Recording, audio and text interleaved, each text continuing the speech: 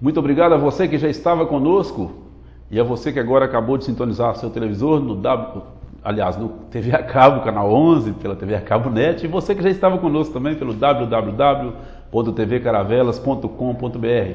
TV Caravelas descobrindo um novo jeito de fazer televisão e comunidade na TV. Agradecem as participações aí de Ipatinga, Belo Horizonte, Roma, Londrina, São Paulo, Cagayan de Ouro, nas Filipinas, que estão conosco. Lembrando que amanhã de 20 às 21 tem o Cine Documentário com Vitor Araújo e na quinta-feira com a Nanda Abrão, o Clipe Show, também de 20 às 21. E o Comunidade na TV toda segunda de 20 às 21. Hoje, de maneira especial, depois da grande entrevista com o Dr. Márcio Castro, que falou aí sobre a influenza H1N1, vamos conversar agora com o Dr. Cláudio Letro, cientista social, que vai falar conosco sobre a cidade que queremos. Cláudio, esteja à vontade para se apresentar aí. Boa noite a todos. Meu nome é Cláudio, sou formado em Ciências Sociais, sou daqui da região do Vale do Aço, mais especificamente da cidade de Antônio Dias, considerada a cidade mais antiga aqui da região, né? E moro aqui em Ipatinga já há mais de 10 anos e sempre atuando na minha área como pesquisador, professor, né, consultor na área de socioeconomia. Estamos aqui disponível para as Vi você falar que é baterista também? Ah, sim. Minha primeira participação aqui na TV Caravelas foi no evento que aconteceu há algum tempo atrás, lá no Parque Ipanema, né? Tive o prazer de tocar com meu amigo lá, o Eliseu Gomes, né? Então, nos momentos vagos, nos momentos livres, aí eu tenho esse hobby que é fantástico, me ajuda muito. Perfeito. Nesses dois blocos nós vamos conversar um pouco então sobre a cidade que queremos. E aí a primeira pergunta já bem direta. Qual que é a cidade ideal na sua visão? Qual que seria? A cidade ideal, a gente tem que considerar primeiramente que a cidade é uma obra, né? É uma obra em permanente construção, né? Não existe uma cidade que seja perfeita e nenhuma cidade que tenha só defeitos, né? A cidade é uma obra da história, da humanidade. E vem sendo assim desde há muito, né? E eu consideraria uma cidade ideal, uma cidade que, primeiro aspecto, oportunizasse a todas as pessoas o exercício da cidadania, né? O diálogo permanente entre todas as pessoas, a possibilidade de manifestação das suas potencialidades, mas, sobretudo, uma cidade que respeitasse a diversidade, né? Respeitasse as diferenças entre as pessoas e que provisionasse, ou que oferecesse o acesso a tudo que uma cidade pode oferecer, né? É impossível que uma cidade seja saudável, sustentável, sem que todas as pessoas tenham acesso à habitação, acesso a transporte, aos serviços sociais básicos, serviços de educação, saúde, de assistência social, né? Que as pessoas tenham o seu direito de ir e vir, né? De acessar os bens culturais, que as pessoas se sintam pertencentes a essa cidade, né? E comunguem de uma identidade coletiva.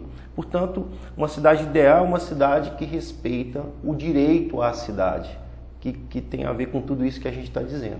Pois é, a sua exposição foi maravilhosa. Agora eu tenho outra pergunta. Essa cidade ideal, ela é uma utopia ou é realmente possível essa cidade ideal que você projeta? Ela é possível porque é uma utopia, né? O que é utopia? A utopia é aquilo que nos faz, né, nos movermos em busca de um sonho, de algo que a gente deseja, que a gente vislumbre.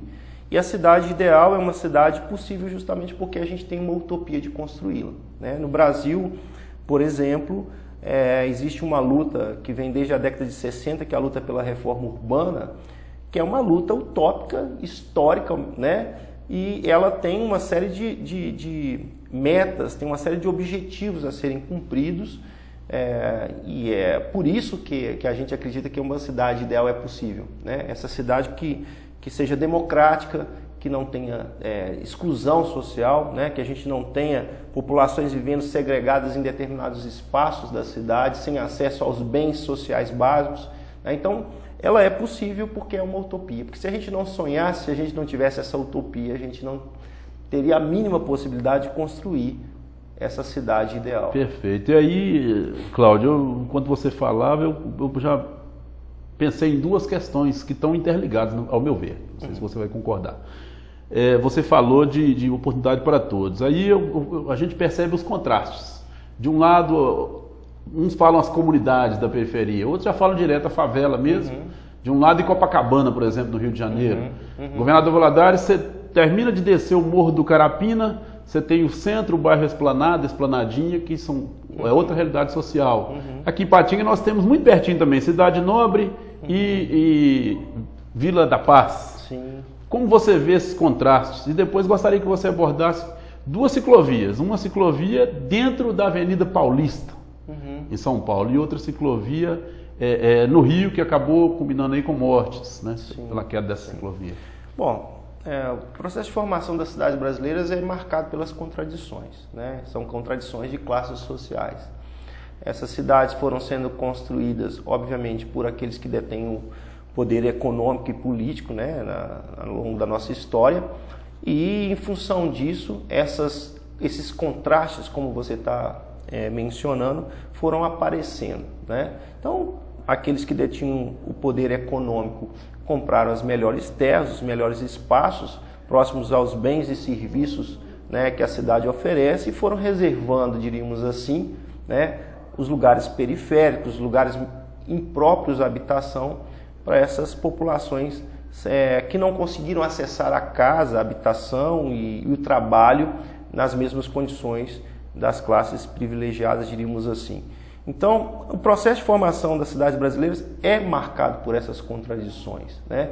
Nós vivemos um processo de urbanização muito acelerada a partir da década de 50, quando a indústria brasileira também se desenvolveu de maneira bastante expressiva, e as cidades foram sendo construídas sem o devido planejamento, né? Sem a condição de abrigar de forma igualitária todos os segmentos sociais. Portanto, aqueles que conseguiriam se inserir via trabalho e alcançar o benefício da habitação, né, faziam parte dessa cidade, diríamos, a cidade formal, né? Ao passo que as populações que não conseguiram se inserir via trabalho e não conseguiram habitação foram ocupar as margens dos cursos d'água, foram ocupar as partes altas da cidade. Aqui em Ipatinga, por exemplo, a gente tem situações que são bem expressivas desse tipo de situação, né? Na época da formação da cidade aqui, né, a gente teve a indústria, né, no caso a Uzi Minas, planejando uma porção da cidade para abrigar a mão de obra que veio construir a usina e depois fazer a operação da empresa, e de outro lado uma série de imigrantes que, não tendo acesso ao trabalho e à habitação, foram morar, por exemplo, na chamada Rua do Buraco, né? Que foi uma área marcada pela precariedade das condições físico-ambientais, né? Sujeita a enchente. Então, aquelas populações eles sofreram muito durante muitos anos com a precariedade das condições de vida ali, né? Da infraestrutura, e até com estigma, né? Porque esse é um outro aspecto importante, né? Nas disputas pelos bens sociais da cidade, né? Os segmentos que detêm o poder político e econômico acabam estigmatizando aquelas populações que podem que podem disputar os bens sociais, né? Então, a Rua do Buraco tem essa conotação, diríamos assim, né? Uma conotação estigmatizante, como teve depois ali também a famosa, aquela área que era uma área aqui na cidade que era conhecida como a primeira área de zona boêmia aqui, né? A zona boêmia do Juá, que depois que houve um projeto de urbanização e de revitalização urbana, ficaram ali alguns remanescentes, e aquilo foi conhecido e foi falado em todos os meios, na mídia, como Cracolândia, né? Então isso é uma pecha, um estigma que recai sobre as populações dessas áreas. Mas enfim. E as ciclovias, a de São Paulo e a do Rio? É interessante a gente tratar esses aspectos sobre o seguinte, essa questão sobre o seguinte aspecto. Bom, são duas obras, né? São duas obras que têm a ver com a mobilidade, são tentativas de melhorar o deslocamento das pessoas nas cidades, e um deslocamento de uma forma alternativa, né? Alternativa aos automóveis, né? Portanto, tem uma perspectiva ambiental importante, né? Estímulo à prática de exercício, estímulo ao deslocamento sem consumir combustível, sem poluir a cidade, sem encher a cidade de carros, né? No entanto, a gente sabe que em cada um dessas cidades existe uma resistência muito grande a esse tipo de empreendimento. Existe uma resistência muito grande que o governo, que o Estado ofereça recursos, empregue recursos para o investimento nessas obras, né? Em São Paulo, por exemplo, né, há uma resistência muito grande, porque as ciclovias estão disputando o espaço, né, com os carros, né, e há os segmentos que não querem abrir mão de forma alguma dessa comodidade de usufruir dos seus carros, de se deslocar pelos seus carros. Então, assim, o que eu tenho a dizer a respeito disso é que, em que pese a fatalidade que aconteceu na semana passada, né, no Rio de Janeiro, são investimentos que estão na contramão, né, da lógica que impera em termos de provisão ou de mobilidade urbana no Brasil, infelizmente. Então a gente tem que saudar e louvar esse tipo de iniciativa, embora no caso do Rio de Janeiro tenha acontecido uma fatalidade, né, e que tenha custado a vida de algumas pessoas. Perfeito. Cláudio Letro, cientista social, falando conosco hoje sobre a cidade que queremos. E tem mais uma pergunta antes de terminarmos esse bloco, antes de ir para o intervalo. O Estatuto das Cidades, que já vem aí, parece há mais de uma década no Brasil, salvo melhor juízo, ele, de alguma forma, ele incentivou essa reforma urbana, ele alavancou isso ou ainda está muito lento? Bom, o Estatuto da Cidade, vamos dizer assim, é um ganho no processo de reforma urbana no Brasil, que começou na década de 60, como a gente falou anteriormente, né? Antes do Estatuto da Cidade, já o capítulo 5 da Constituição Federal, né, já traz elementos importantes, aspectos importantes no que diz respeito à reforma urbana, né? E posteriormente a regulamentação desses capítulos foi pelo Estatuto da Cidade, e certamente o Estatuto da Cidade traz grandes contribuições para o planejamento e para a gestão urbana, porque ele traz alguns princípios que são fundamentais. O primeiro deles é o princípio da gestão democrática das cidades.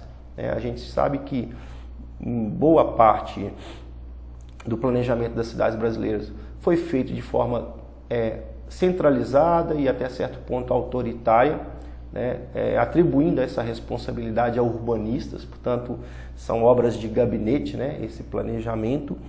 E o Estatuto da Cidade, com o princípio da gestão democrática das cidades, começa a romper com essa visão de que o planejamento urbano é algo que se refere ou que deve ser responsabilidade exclusiva de técnicos, de planejadores urbanos. Ou seja, todo cidadão, todo morador da cidade tem o direito de ajudar, de contribuir para o planejamento urbano. Então esse princípio é importante. E o outro princípio que eu acho que é fundamental é o princípio da função social da cidade e da propriedade. Porque esse princípio estabelece que qualquer propriedade, qualquer pedaço de terra que esteja dentro do espaço urbano tem que estar subordinado ao interesse da coletividade. Você, mesmo sendo detentor de uma determinada área, seja no espaço urbano, no espaço rural, deve fazer o uso dessa área segundo os interesses da coletividade, ou respeitando os interesses da coletividade. Você pode ter um empreendimento, você pode usar para fins residenciais, mas esses usos individuais, particulares, têm que estar subordinados ao interesse da coletividade. Perfeito. Nós estamos caminhando já para o final deste terceiro bloco, lembrando que teremos aí o quarto bloco, com Cláudio Letro, falando sobre a cidade que queremos. No próximo bloco nós vamos conversar um pouquinho, Cláudio, sobre a região metropolitana do Vale do Aço. Inclusive essa semana agora nós teremos aí o aniversário de Patinga, aniversário de Timóteo, aniversário de Santana do Paraíso, né? Então nós vamos conversar um pouquinho sobre a região metropolitana. Aí, gente que constrói a cidade, de alguma maneira, as importantes associações de moradores, a AMPA, Associação de Moradores do Bairro Panorama, você falou em gestão democrática, é o povo participando, né? Convido os moradores do Bairro Panorama para a reunião ordinária da AMPA, dia 26/4, terça-feira, que é amanhã, 19h30, na Escola Municipal Jaime Moraes Quintão. E a Ambine, Associação de Moradores do Bairro Nova Esperança, também convida não só os moradores de Nova Esperança, como todos os moradores da cidade que quiserem participar, às 15 horas do lançamento, da assinatura do lançamento das obras da creche, lá do bairro Nova Esperança, que vai acontecer à Rua 1, próximo do número 600, ao lado da Escola Terezinha Nívia. Comunidade na TV vai para mais um intervalo. Não saia daí, já voltamos com Cláudio Letro falando sobre a cidade que queremos. Muito obrigado e até já.